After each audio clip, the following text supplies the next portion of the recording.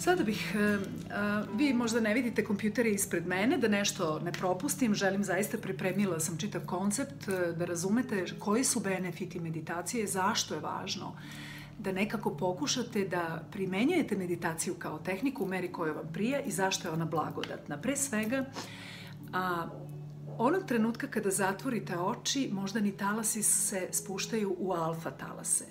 To su kada nema stimulusa s polja, znači kada zatvorimo čulo, zato vrlo često se meditira zatvorenih očiju. Postoje ljudi koji mogu da budu u toku meditativnog procesa koje je konstantno, ali je potrebno vreme. Naravno, tada oni su na taj način ljudi koji dugo praktikuju meditaciju, su ljudi koji su već u stanju meditativnom, zapravo njihovi energetski tokovi u telu su na taj način pobuđeni da oni ne moraju uvek da žmure. Ali to su neke već druge priče. Mi sada pričamo kako da počnete, koji su benefiti i zašto je dobro da zatvorite oči. Zato što kada zatvorite oči, ulazite u alfa stanje, moždani talasi se spuštaju toliko malo, tek toliko se opuštaju i spuštaju, jer nema stimulusa sa strane, znači čulo vida je na neki način zatvoreno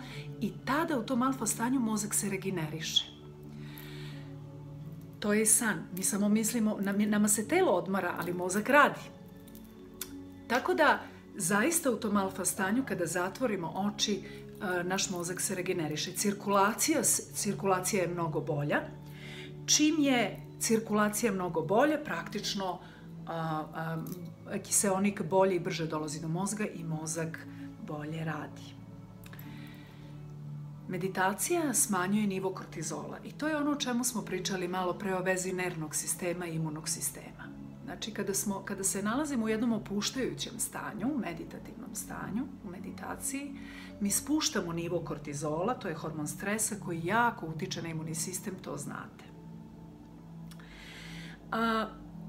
Ta regeneracija mozga koja se dešava u tom meditativnom stanju, znači u stanju relaksacije i kada vi se opuštate, postoje ljudi koji to mogu da, ili ajde ovako da to formulišem, vrlo često to sami činite da ne znate kada ste na plaži, kada uživate negde u nekom divnom ambijentu, bez obzira što su zvuci oko vas, bez obzira što čujete ljude, odmarate, zatvorite oči, uživate na suncu, neko uživa na planini. Dakle, sve su to ta stanja relaksacije kada u nečemu uživate i kada se vaš mozak praktično regeneriše.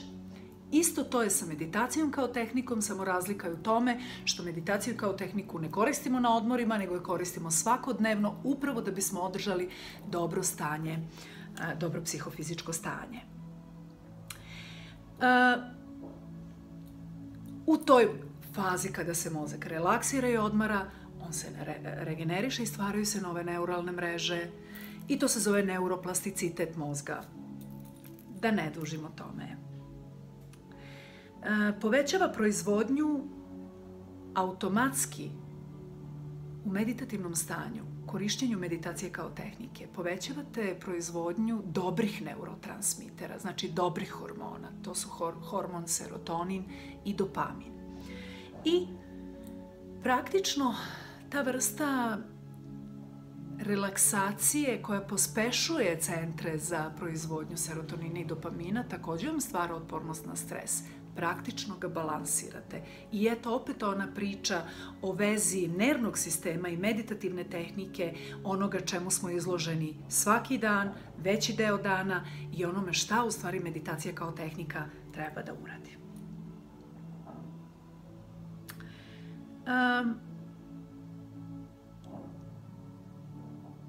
Tako je.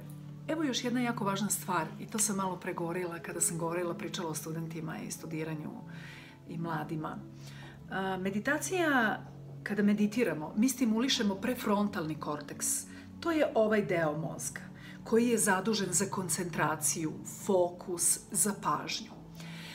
Mi toga nismo svesni, ali ja znam sa ljudima koji dolaze kod mene na meditativnu praksu, sa kojima ja radim, da su nakon određenog vremena, otprilike negde 2 do 3 meseca svakodnevne meditativne prakse jedna između ostalih stvari za koje su govorili da vide promenu jeste bolji fokus, bolja pažnja, brže odmaranje, veći kapacitet za učenje i to je upravo zadužen taj prefrontalni korteks, taj prednji deo mozga koji se zaista stimuliše na najbolji mogući način u meditaciji. Ono što ja lično najviše volim kada su meditativne tehnike i kada je meditacija u pitanju, mimo ovih zaista psihofizičkih stvari, jeste jedna mnogo dublja, jedna mnogo važnija po meni kao psihologu stvar za čoveka, to je meditativna tehnika vremenom, kada naučite da uživate u tom odmoru, kada naučite da budete sa sobom u određenom vremenskom periodu, omogućit će vam da napravite jedan bolji kontakt sa sobom.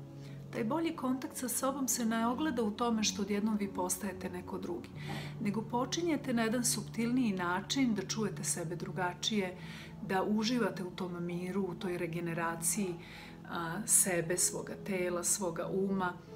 I taj osjećaj šta vam meditacija omogućuje, taj osjećaj koji vremenom dobijete, ja mogu da vam ga opišem opisno, zato što je taj doživljaj za svakog drugačiji, a moj doživljaj pre mnogo godina, kada sam ja kod mog učitelja učila da meditiram, je bio jedan osjećaj kao ekspanzije. Imala sam utisak da mi se duša širi, da mi se srce širi, da se cela ja širim na najpozitivniji mogući način i u stvari ono što je moja najveća blagodat od meditacije jeste da se moj kapacitet za saosećajnosti, empatijom, kada su drugi ljudi u pitanju, zaista drastično povećao. Mislim da je to jako važno u vremenu u kome živimo.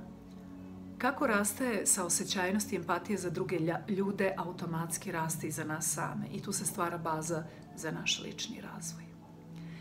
Dakle, da ponovim još jednom benefite od meditacije. Pre svega, balansiranje i stvaranje otpornosti na stres. Stimulisanje mnogih procesa u telu koji su važni za imunitet, a između ostalih stvari regeneriše se mozak, poboljšava se cirkulacija, regeneriše se mozak. To se oslikava tako što ljudi koji imaju problema sa visokim pritiskom kažu da od kada su uveli meditaciju kao svakodnevnu praksu, bolje se osjećaju, bolji im je krvni pritisak, osjećaju se smirenije. Za mlade koji su u procesu učenja, studiranja, pa i za odrasle, naravno za starije, to su koncentracija, pažnja, fokus. Dakle, to su samo neki od benefita, ali možda najvažniji za mene, ja ponavljam, pošto je ovaj video kojim ja prenosim neke svoje viđenje meditacije, jeste jedan duboki kontakt sa sobom koji vremenom dolazi, on nije moguć odmah. Ta blagodat se oseti kroz vreme i kada počnete meditaciju da upražnjavate kao čestu praksu u svom životu i omogućava jedno drugačije upoznavanje sebe, jedno širenje kapaciteta za zajedništvo, za ljude, za život uopšte. Toliko o tome šta je meditacija, šta meditacija nije. Meditacija nikako nije mučenje, nije tehnika i nije terapijsko sredstvo kojim vi rešavate probleme svoga života. Meditacija nikada ne može da zameni ono što čini vaše okruženje, vaše odnose i sve ono što u tim odnosima i u vašem životu treba da učite i radite, to ne. Ali, da ponovim još jednom, meditacija je mentalna tehnika kojom omogućavate i sebi pravite prostor da se bolje osjećate, da pospešite svoje zdravlje i svoje kapacitete za rast.